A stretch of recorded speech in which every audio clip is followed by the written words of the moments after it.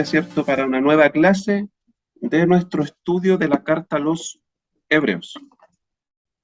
Ya nos queda poquito para llegar al final, nos quedan unas, si no me equivoco, 3-4 clases ya para terminar con la serie. Si es que les motivo, les invito a que podamos seguir adelante para llegar hasta el final de este interesante libro de la Escritura. Bien, acá tenemos la presentación ya proyectada y como les decía, hoy día vamos con la clase número 10. En la clase número 10 vamos a estar en el capítulo número 9 del libro de Hebreos, ya para que puedan, ojalá tenerlo ahí. Si tienen una Biblia a mano, ojalá puedan ir acompañándonos en la lectura de la Escritura. Vamos a estar, como siempre, en la versión NBI. Ya, y hoy día vamos con nuestra clase número 10, que lleva por título Cristo, el mediador de un nuevo pacto. Acá tenemos nuestro esquema que nos resume cómo está formado el libro de Hebreos por 6 secciones. Hoy día estamos en la sección 5, específicamente en el capítulo 9, justo en la mitad de la sección 5, porque la sección 5 abarca del capítulo 8 al 10. Y estamos en esta quinta sección donde el autor de Hebreos está comparando a Jesús y su sacrificio versus todos los sacrificios del antiguo pacto que ejercían los sacerdotes en el pacto mosaico, ¿ya? En el antiguo, lo que vemos en el Antiguo Testamento.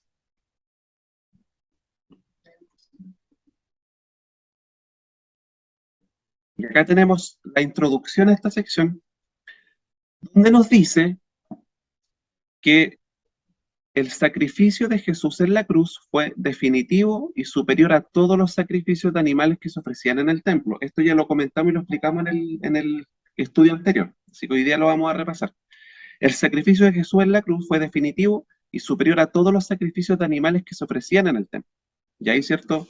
En la parte izquierda de la pantalla tenemos los antiguos sacrificios o los sacrificios que se ofrecían en el antiguo pacto, que eran llevados a cabo por los sacerdotes y eran diarios y anuales, ya que eran temporales e imperfectos.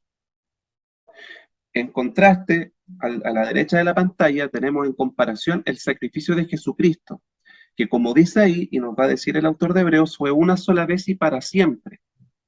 Y ese es nuestro permanente fundamento del nuevo pacto, donde todos los pecados son perdonados. Y esto es importante porque en el antiguo pacto el perdón era temporal.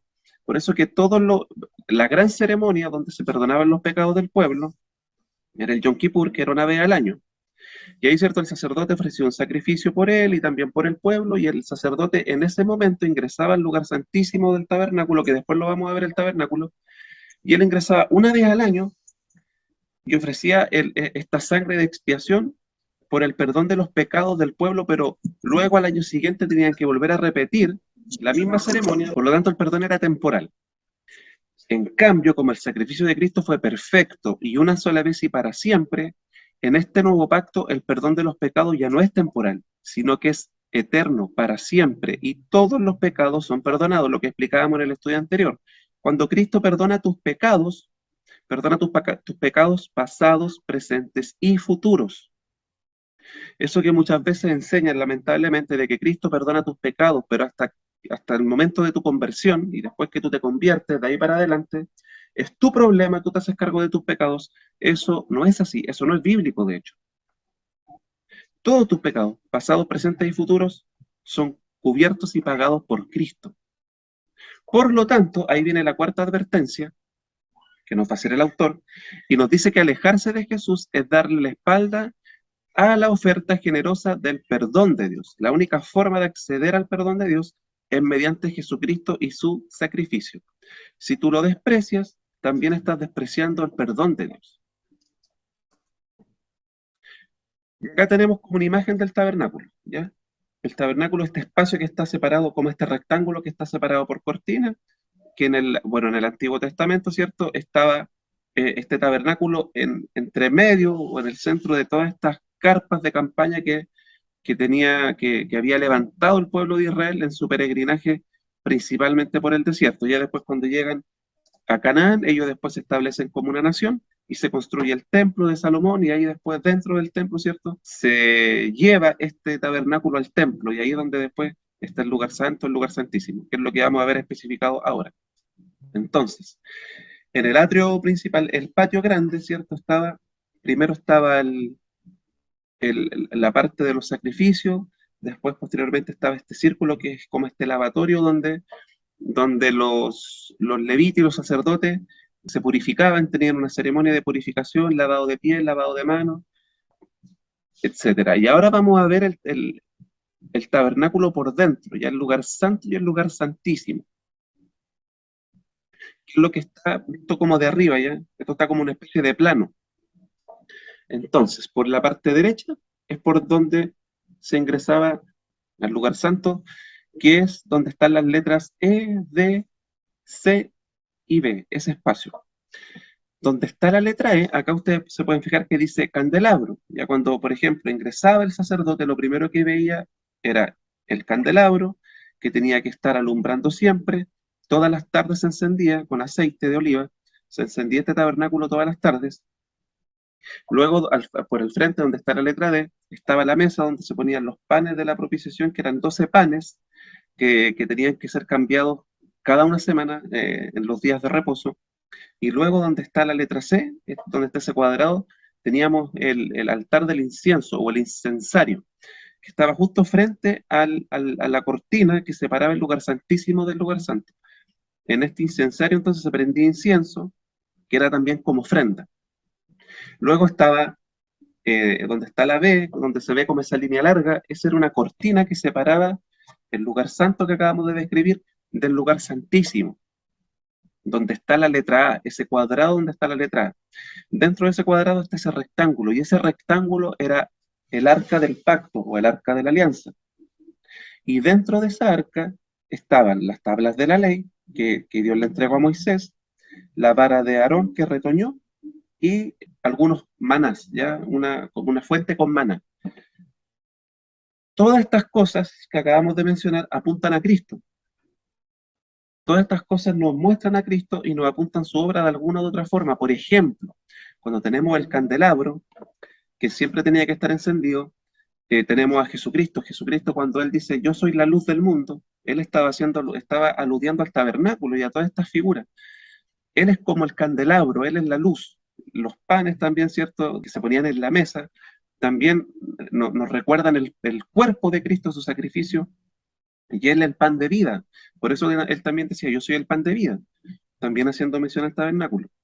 En la C, donde estaba el incensario, el incienso siempre representa como las plegarias o las oraciones del pueblo de Dios.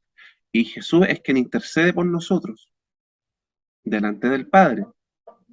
Luego estaba esta cortina que separaba el lugar santísimo del lugar santo, indicando esta separación entre Dios y el pueblo. Pero cuando Cristo lleva a cabo su sacrificio, se rasga la cortina del templo que separaba el lugar santísimo, se rasga el velo de arriba hacia abajo, abriendo camino hacia la misma presencia de Dios, gracias a Jesucristo, gracias a su obra y a su sacrificio. Y eso es lo que muestra y eso es lo que simboliza. Entonces, luego en el lugar santísimo donde estaba la letra A, donde estaba el arca, dentro del arca teníamos las tablas de la ley que nos muestran la perfección de la vida de Jesucristo, quien cumplió la ley a la perfección. El maná, lo mismo, así como el maná sustentó al pueblo en el desierto, Jesucristo es nuestro sustento. Y también la vara de Aarón que retoñó nos muestra, nos apunta a la resurrección de Jesucristo. Así que todas estas figuras, todos estos simbolismos nos muestran a Jesucristo y su obra, desde el Antiguo Testamento ya, anunciando lo que Jesucristo iba a hacer. Y cuando Jesucristo decía todas estas afirmaciones del mismo, yo soy el pan de vida, yo soy la luz del mundo, yo soy la puerta, porque la puerta era el lugar principal por donde se entraba al atrio del tabernáculo, hacia la presencia de Dios, también, ¿ya? Ya, una vez aclarado este punto, ¿y por qué lo mencionamos? Porque justamente ahora el autor de Hebreos nos va a hablar del tabernáculo terrenal, este que acabamos de ver, el que construyó Moisés, o en el tiempo de Moisés. Dice Hebreos 9, el culto del tabernáculo terrenal. Ahora bien, el primer pacto tenía sus normas para el culto y un santuario terrenal. En efecto, se habilitó un tabernáculo de tal modo que en su primera parte, llamada el lugar santo, estaban el candelabro, la mesa y los panes consagrados. Tras la segunda cortina estaba la parte llamada el lugar santísimo, el cual tenía el altar de oro para el incienso y el arca del pacto, toda recubierta de oro. Dentro del arca había una urna de oro que contenía el maná, la vara de Aarón, que había retoñado, y las tablas del pacto. El autor de Hebreo en el capítulo anterior, en el capítulo 8, nos viene hablando de este nuevo pacto. Y lo que él hace ahora es entonces conectar el nuevo pacto con el tabernáculo. Y por eso que ahora nos empieza a hablar del tabernáculo y por qué era importante el tabernáculo. ¿Ya? Y esta parte, esta sección lleva por título, en la versión NBI, el culto en el tabernáculo terrenal. Porque lo que va a hacer el autor va a ser llevarnos del tabernáculo terrenal al eterno, al celestial, al verdadero. ¿Ya? Porque esta era como la sombra del verdadero tabernáculo. Y describe lo mismo que estábamos viendo recién. Él empieza a decir, el primer pacto tenía sus normas para el culto y un santuario terrenal. O sea, el santuario terrenal que acabamos de ver iba como de la mano con el primer pacto o el antiguo pacto, que el autor ya demostró que no nos podía salvar. Y por eso era necesario un nuevo pacto que sí nos salvara. ¿Ya? Y no es que Dios se equivocó, ya no es que Dios hizo un primer pacto, como algunos enseñan, no es que Dios hizo el primer pacto y dijo, chuta, no me resultó. ¿Qué puedo hacer? Ah, ya sé, voy a hacer un pacto nuevo. No, no es así. Ya no es ensayo y error, no. Sino que el propósito del primer pacto era mostrarnos a Jesucristo, llevarnos al Salvador que iba a venir y que había sido profetizado y prometido desde el antiguo pacto. ¿Ya? Y luego él empieza a describir, ¿cierto?, la primera parte, el lugar santo, el lugar santísimo, los panes consagrados, la cortina que separaba. Hay un detalle, porque en el lugar santo, efectivamente, no sé si alguno si que lo leyeron ya le habrá llamado la atención, que dice en el lugar santo, en el versículo 2, dice, en el lugar santo estaban el candelabro, la mesa de los panes, la mesa y los panes consagrados. Los panes estaban sobre esta mesa. Luego dice, tras la cortina estaba el lugar santísimo, el cual tenía el altar de oro para el incienso y el arca del pacto. Pero se sabe que detrás de la cortina en el lugar santísimo solo estaba el arca del pacto, y el altar del oro para el incienso estaba en el lugar santo junto con el candelabro y la mesa de los panes consagrados. No sé si me entienden. Como que la mesa del incienso la puso, la movió del lugar santo al lugar santísimo, como que la metió adentro, ¿ya? La verdad es que la mayoría de los comentaristas coinciden en mencionar que esto es a propósito, porque si bien es cierto, en la práctica, la mesa del incienso estaba fuera en el lugar santo, él como que la relaciona directamente con el lugar santísimo, porque para allá nos va a llevar anunciando ya lo que iba a ser Cristo, y porque también el sumo sacerdote cuando ingresaba al lugar santísimo una vez al año, también ingresaba un poco de incienso del incensario al lugar santísimo, ¿ya? Solo eso, para que ese detalle no los confunda, ¿ya? Y hace lo mismo que acabamos de hacer, describir, empieza a describir cómo estaba formado el tabernáculo. Pasamos al versículo 5. Encima del arca estaban los querubines de la gloria que cubrían con su sombra el lugar de la expiación. Pero ahora no se puede hablar de eso en detalle. Así dispuestas todas las cosas, los sacerdotes entran continuamente en la primera parte del tabernáculo para celebrar el culto, pero en la segunda parte entra únicamente el sumo sacerdote, y solo una vez al año, provisto siempre de sangre, que ofrece por sí mismo y por los pecados de ignorancia cometidos por el pueblo. Ya, y sigue describiendo ahora el arca, ¿cierto?, que estaba con estos querubines encima, y que dice, no se puede hablar de eso en detalle en ese momento porque su foco era otro. Quizás para no desviarse del punto de atención, lo omite. Pero sabemos que los querubines tienen muchas veces la función de ser como protectores en la escritura. Por ejemplo, cuando Cristo prohibió el paso al jardín en Génesis, pone unos querubines como bloqueando la pasada, ¿ya? Acá también, de hecho, la cortina que separaba el lugar santo del Santísimo también tenía como unos querubines bordados, ¿ya? Que eran como justamente protectores, también haciendo recordar el Génesis de que cuando el Señor pone los querubines bloqueando la entrada al jardín, en el fondo está como prohibiendo el ingreso a su presencia, a morar con Él directamente. Y estos querubines en la cortina como que simbolizan lo mismo, que como que no hay acceso para nosotros, por nosotros mismos, de poder llegar al lugar santísimo donde está la misma presencia de Dios. Porque en el arca, en el lugar santísimo, estaba la misma presencia de Dios. Entonces estos querubines como que eso muestran también. Ya como que no hay paso, no hay acceso, hasta que Jesucristo después sí va a abrir este paso, ¿ya? Pero para nosotros no, no es posible. ¿Por qué? Por nuestro pecado. Y sigue el autor de Hebreo en el versículo 6. Así dispuestas todas estas cosas, los sacerdotes entran continuamente en la primera parte, ya, hasta el lugar santo, incluyendo el atrio, el patio principal y el lugar santo, pueden ahí entrar, ¿cierto?, continuamente, en la primera parte del tabernáculo para celebrar el culto, para rellenar el aceite de las lámparas, cambiar los panes, poner el incienso, pero hasta ahí nomás. Pero en la segunda parte, separada por la cortina, el lugar santísimo, únicamente el sumo sacerdote y una sola vez al año. Y ojo, provisto siempre de sangre que ofrece por sí mismo y luego también por los pecados de los demás, por los pecados del pueblo. El sumo sacerdote primero tenía que purificarse el mismo y ofrecer sacrificios por sus pecados para después recién poder interceder por el pueblo, ingresar al lugar santísimo y esparcir la sangre sobre el lugar de la expiación, que era el arca en el lugar santísimo. ¿Sí? Y con eso entonces, como dijimos, eran perdonados los pecados del pueblo, pero por ese año, al año siguiente, tenía que repetirse la misma ceremonia. Estamos al versículo 8.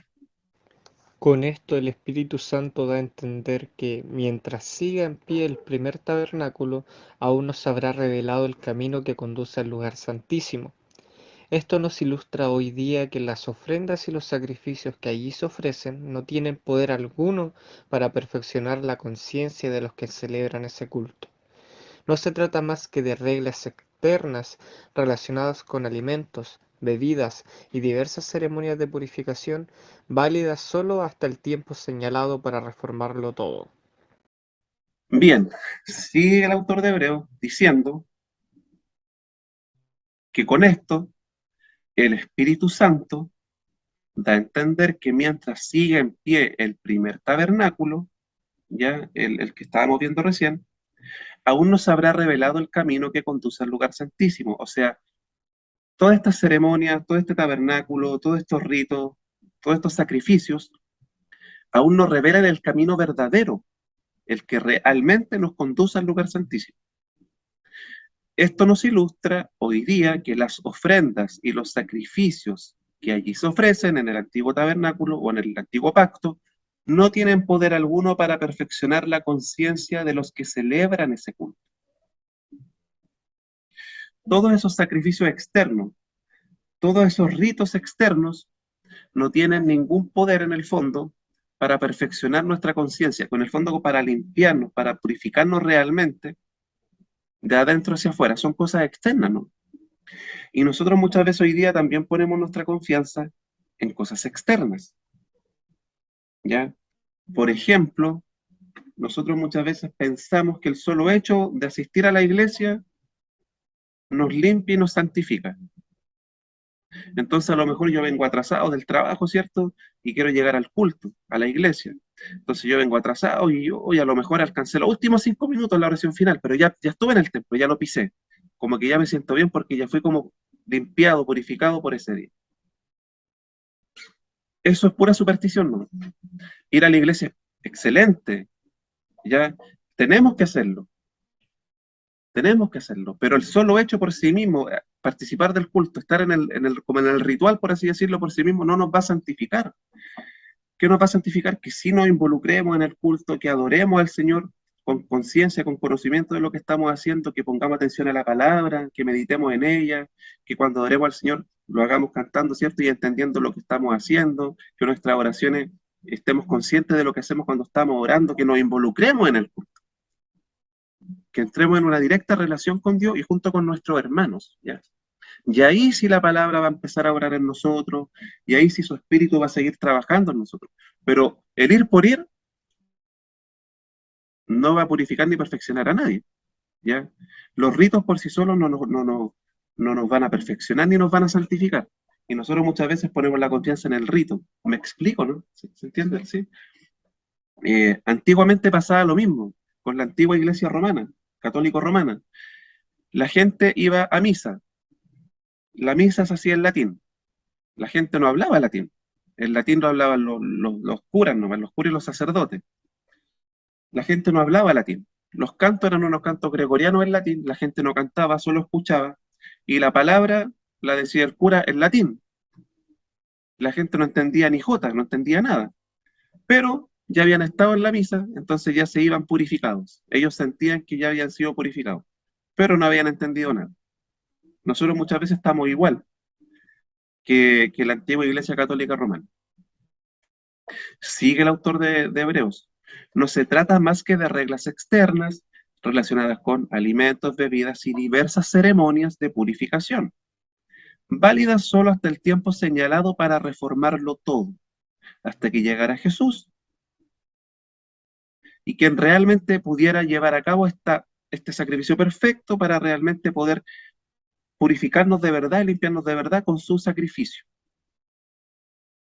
¿Ya? Lo demás entonces nos apuntaba a Cristo, nos mostraba a Cristo, pero nunca tuvo el fin de purificarnos o perfeccionarnos, porque no podían, eran cosas externas. Por eso que tenían que hacer los mismos ritos una y otra vez, una y otra vez, una y otra vez. Porque en el fondo no perfeccionaban nuestra conciencia ni limpiaban nuestra conciencia, ¿ya? Espero que se haya entendido. Si alguien tiene alguna duda, no duden en preguntar o a interrumpir, ¿ya?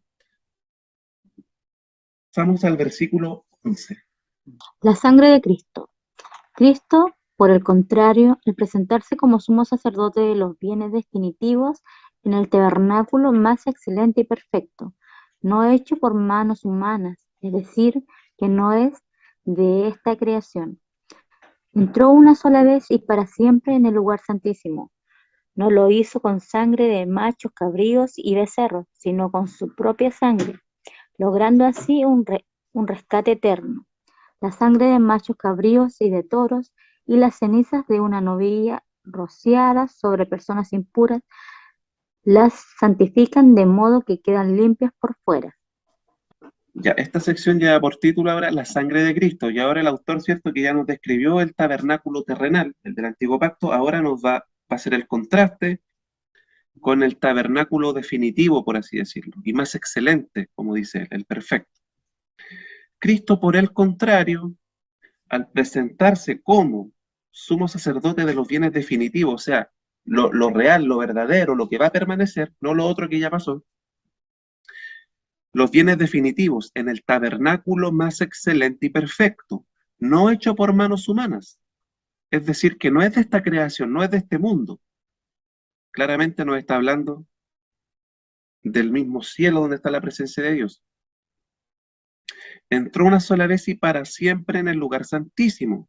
O sea, se presentó delante de la misma presencia de Dios. Y entró una sola vez y para siempre, no como los sacerdotes del antiguo pacto, que entraban todos los años, entraban y salían, entraban y salían, entraban y salían, porque su sacrificio y este perdón de pecado no era perfecto y no era para siempre, pero Cristo, en cambio, una sola vez y para siempre entró en el lugar santísimo. Y no lo hizo con sangre de machos cabríos y becerros, como los sacerdotes del antiguo pacto, sino que con su propia sangre, logrando así un rescate eterno para siempre. Acá el autor de Hebreos nos sigue hablando de que la salvación que hace Cristo por nosotros es eterna, que no va a caducar, no va a vencer. La sangre de machos cabríos y de toros y las cenizas de una novilla rociada sobre personas impuras las santifican de modo que quedan limpias por fuera. Diciendo en el fondo, ¿cierto? Esta sangre que se esparcía o que se rociaba en el antiguo pacto, limpiaban por fuera, ¿no? Pero la sangre de Cristo nos santifica de adentro hacia afuera. Versículo 14. Si esto es así, cuanto más la sangre de Cristo, quien por medio del Espíritu Eterno se ofreció sin mancha a Dios, purificará nuestra conciencia de las obras que conducen a la muerte, a fin de que sirvamos al Dios viviente. Por eso Cristo es mediador de un nuevo pacto, para que los llamados reciban la herencia eterna prometida, ahora que Él ha muerto para liberarlos de los pecados cometidos bajo el primer pacto. En el caso de un testamento es necesario constatar la muerte del testador. Ya continúa el autor diciendo, si esto es así, venía diciendo, ¿cierto?, que la sangre que se rociaba sobre el pueblo en el antiguo pacto solo lo limpiaba por fuera, era algo externo. ¿Cuánto más la sangre de Cristo, quien por medio del Espíritu Santo, ¿cierto?, el Espíritu Eterno, se ofreció sin mancha a Dios? Para Jesucristo ofrecerse sin mancha a Dios, Él tuvo que vivir una vida perfecta, ¿ya?, una vida intachable. Se ofreció sin mancha a Dios, purificará nuestra conciencia de las obras que conducen a la muerte, a fin de que sirvamos al Dios viviente. Solo la obra de Cristo te puede purificar de adentro hacia afuera. Solo la obra de Cristo y la palabra de Dios pueden limpiar y purificar tu conciencia. Tú no puedes purificar tu conciencia con tu propio esfuerzo. Tú no puedes purificar y limpiar tu conciencia con tu propio mérito. Intenta hacerlo. Intenta hacerlo por tus propios medios, con tus propias fuerzas. Levántate un día y di, yo hoy día no voy a pecar con mi mente de ninguna forma. No voy a tener ningún mal pensamiento. Inténtalo. Y después me dicen cuánto duraron. 1 minuto, 2 minutos, 3 minutos, 10 segundos. ¿Sí?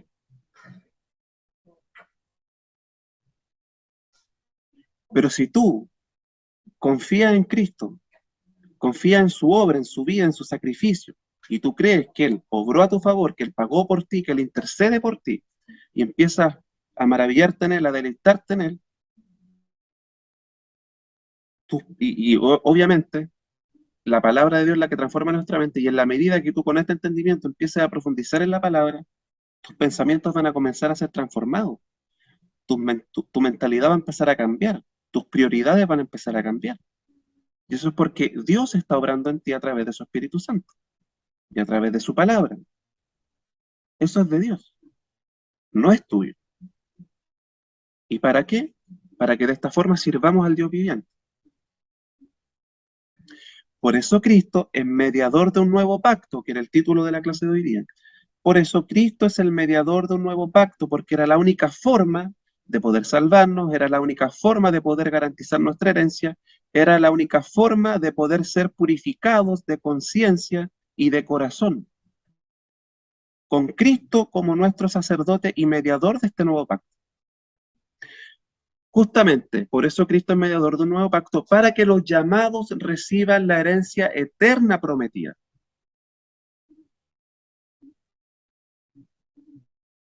Y acá me quiero detener también. Cristo es el mediador de un nuevo pacto. Si tienes tu Biblia, si puedes subrayar eso, subráyalo, destácalo, y si quieres anota al lado. Cristo es mediador de un nuevo pacto para que los llamados reciban la herencia eterna prometida. Los llamados, dice el autor de Hebreos.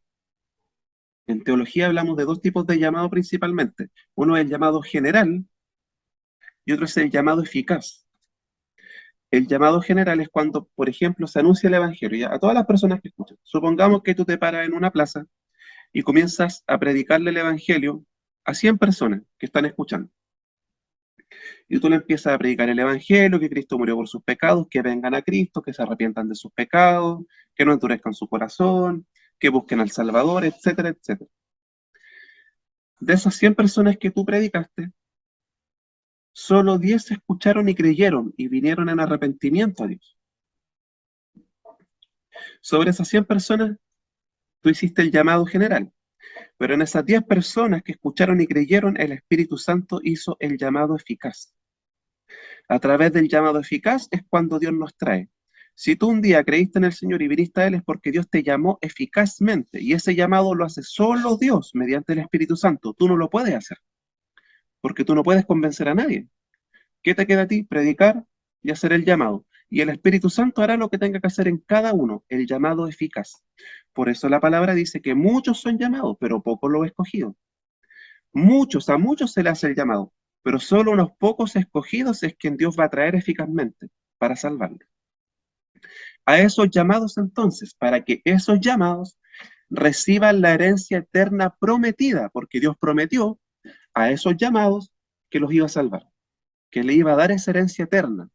Y la única forma de salvarlos era enviando a Cristo para que nos salvara, porque nosotros no nos podíamos salvar a nosotros mismos. Y como Dios se propuso salvarnos, y no porque fueras bueno, no porque lo merecieras, solamente por su buena voluntad, porque a Él le plació tener gracia y misericordia contigo, Él prometió que te iba a salvar. Y lo prometió antes de la fundación del mundo, porque antes de la fundación del mundo te escogió. Y como Dios te tenía que salvar, y tú no te podías salvar a ti mismo, envió a su Hijo para salvarte. Efectivamente, Él es tu Salvador. Cuando tú dices que Cristo es tu Salvador, es porque efectivamente Él te ha salvado una vez y para siempre. Y esa es la convicción que debemos tener para recibir la herencia eterna prometida.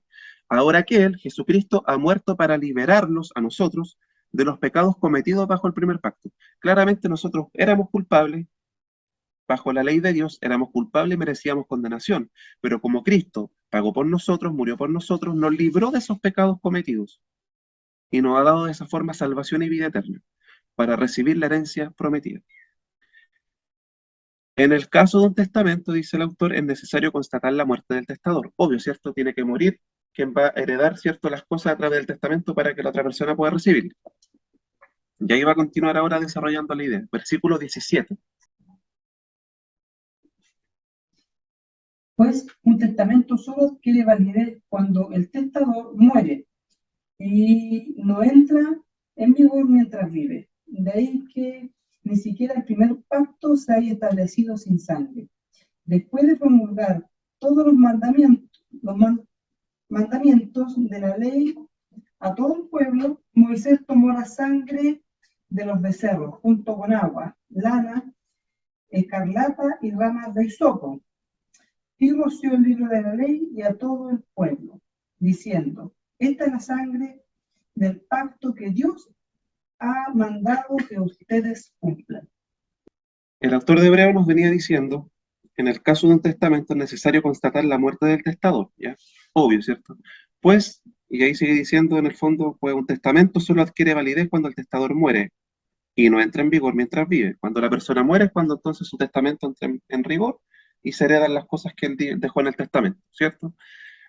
Y ahí nos dice el autor de Hebreo, por eso que el primer pacto también fue establecido con sangre. Dice, de ahí que ni siquiera el primer pacto se haya establecido sin sangre, o sea, también hubo sangre en ese primer pacto. Y ahí él nos describe un hecho que está en Éxodo 24, por si lo quieren buscar después.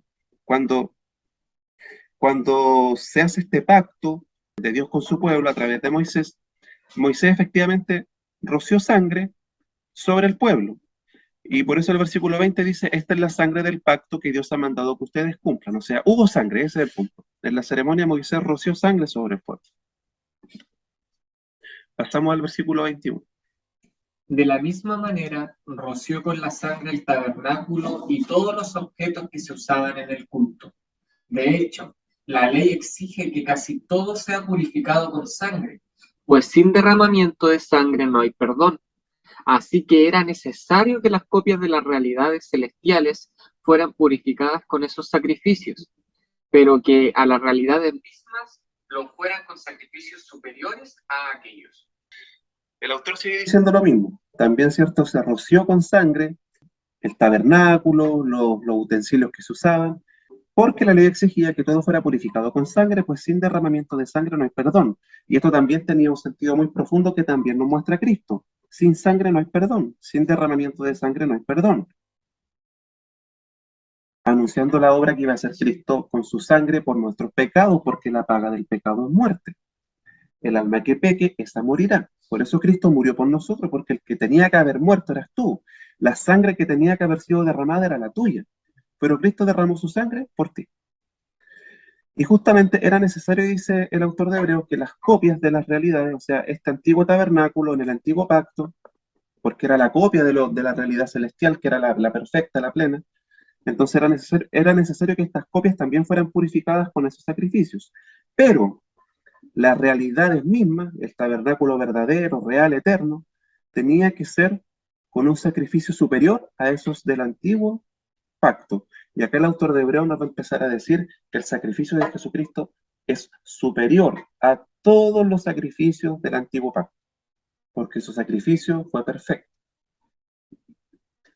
24 al 25. En efecto, Cristo no entró en un santuario hecho por manos humanas, simple copia del verdadero santuario, sino en el cielo mismo, para presentarse ante Dios en nuestro favor. Ni entró en el cielo para ofrecerse vez tras vez, como entra el sumo sacerdote en el lugar santísimo cada año con sangre ajena. Bien, Cristo no entró en un santuario como el del antiguo pacto, ya hecho por mano humana, que era una simple copia del verdadero santuario, sino que, lo que mencionábamos hace poquito, Él entró en el cielo mismo para presentarse ahora delante del Dios mismo en favor nuestro. Ahí llegó Cristo para interceder por ti, para ofrecer sacrificio por ti, para ofrecer su sangre por ti, por el perdón de tus pecados. Jesucristo llegó delante del mismo Dios, de la misma presencia de Dios en el santuario verdadero. Ni tampoco él entró en el cielo para ofrecerse vez tras vez, ya como entra el sumo sacerdote en el lugar santísimo cada año con sangre ajena. El antiguo sacerdote, ¿cierto?, entraba todos los años. Cristo no, ya lo dijo el autor de Hebreo, Él entró una sola vez para siempre. Y esa una sola vez para siempre también es garantía de nuestra seguridad en la obra del Señor. Él no está entrando y saliendo, no, Él entró una sola vez y listo. La obra ya fue hecha a tu favor, si tú has creído. Versículo 26. Y eso justamente va a decir ahora el autor de Hebreo. Si así fuera, Cristo habría tenido que sufrir muchas veces desde la creación del mundo. Al contrario, ahora al final de los tiempos se ha presentado una sola vez y para siempre a fin de acabar con el pecado mediante el sacrificio de sí mismo. Y así como está establecido que los seres humanos mueran una sola vez y después venga el juicio, también Cristo fue ofrecido en sacrificio una sola vez para quitar los pecados pecado de muchos, y aparecerá por segunda vez, ya no para cargar con pecado alguno, sino para traer salvación a quienes lo esperan. Bien, y acá, ¿cierto?, termina el autor de Hebreo este capítulo, y acá Michel con Rodrigo estaban amén, amén, amén, ¿sí? De hecho, eso es lo que esa debería ser nuestra reacción. Hermano, mire, pongan atención a esta parte porque es muy importante. Si así fuera, estamos en el 26, ¿cierto? En el versículo anterior, el autor de Hebreo nos venía diciendo que Cristo entró una sola vez. No, o sea, no estaba entrando vez tras vez delante de la presencia de Dios. Ya que si así fuera, Cristo habría tenido que sufrir muchas veces desde la creación del mundo. O sea, imagínense que Cristo estuviera pagando por nuestros pecados cada vez que pecamos, o cada vez que nos caemos. No se bajaría de la cruz, dice Rodrigo. Justamente, no se estaría ni bajando y ya se tendría que estar colgando de nuevo. Por lo tanto, no es verdad cuando te dicen que Cristo pagó por tus pecados pasados, pero los futuros son tu problema. No. Cristo se colgó en la cruz una sola vez y para siempre. Para hacer un rescate perfecto y eterno para siempre, una sola vez para siempre. Porque si no, Cristo tendría que estarse bajando y subiendo de la cruz, bajando y subiendo de la cruz. Como dice el autor de Hebreo, habría tenido que sufrir muchas veces desde la creación del mundo. Al contrario, ahora, al final de los tiempos, se ha presentado una sola vez y para siempre a fin de acabar con el pecado mediante el sacrificio de sí mismo. Una sola vez y para siempre. Esa frase es como clave en hebreo. Una sola vez y para siempre. Cristo te ha salvado una sola vez y para siempre. No es que tú te pierdes, te salvas, te pierdes, te salvas, te pierdes, te salvas. Eso no es así. Y dice, ahora al final de los tiempos, a lo mejor muchos estarán pensando, desde que yo soy chico que escucho que estamos en los últimos tiempos. Sí, porque desde que Cristo vino, estamos en los últimos tiempos. ¿Ya? Eso en el fondo. ¿Por qué? Porque estamos en el último tiempo del plan de Dios. Pensemos en el plan desde la eternidad. ¿Ya? No pensemos en nuestra vida nomás, no. Veamos más allá. Desde la eternidad, cuando Cristo creó todas las cosas, Adán y Eva, después, no sé, Babel, Noé, el diluvio, Abraham, los patriarcas, Israel, en Egipto, esclavos, desierto, Moisés, luego como pueblo, los jueces, los reyes, después los profetas, después los 400 años de silencio. a través de toda esa historia, Cristo estaba llevando a cabo su plan de salvación. Y desde que Cristo vino, estamos entrando en la última etapa, en los últimos tiempos, de todo este plan que Dios ha ido tejiendo, obrando a través de la historia. Por eso que estamos en los últimos tiempos desde que Cristo vino. Y así como está establecido que los seres humanos mueran una sola vez y después venga el juicio, ya no hay reencarnaciones, ya. No que en mi otra vida, no, en mi vida anterior, yo fui astronauta. En mi vida anterior yo fui futbolista. Ya, no. Vivimos una sola vez y morimos. O sea, morimos una sola vez. Y después, el juicio. Aprovechar de aclarar una duda, ya aquí hay como harta confusión. Cuando nosotros morimos, los que morimos en Cristo, nuestro cuerpo queda, ¿cierto? Se lo comen los gusanos, pero nuestro espíritu se va con el Señor. Y conscientes de todo, nuestro espíritu se va con el Señor. Los que mueren sin Cristo se van a un lugar de tormento, donde son atormentados. Cuando Cristo venga a juzgar a la humanidad,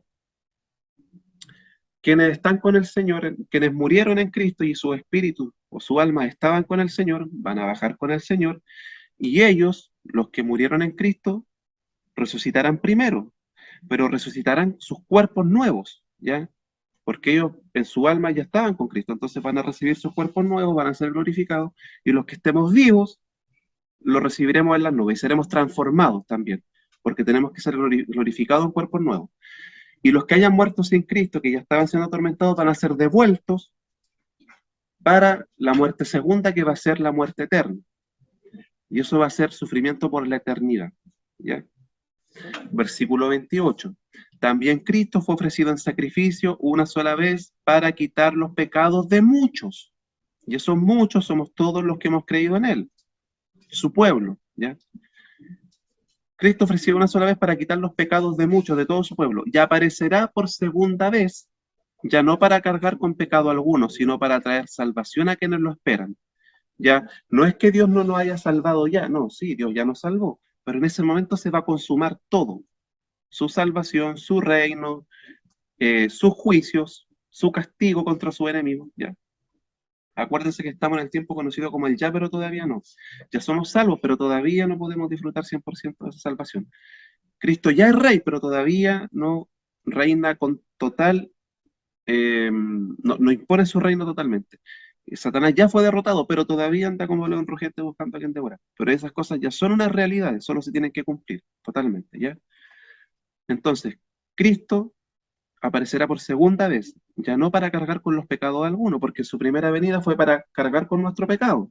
Esa fue su función en la primera venida. Por eso ahí él dijo, yo no vine a condenar al mundo, sino yo vine a salvar al mundo. Claro, esa fue su primera misión en su primera venida. Pero en la segunda va a venir a salvar efectivamente y a castigar a su enemigo. Y nosotros somos los que lo esperamos, ¿sí? Para traer salvación a quienes lo esperan. ¿Y quiénes lo esperan? Su pueblo, su novia, ¿sí? De esa forma terminamos la clase de hoy día. ¿Hay alguna duda, hermanos? ¿Algo que no se haya entendido?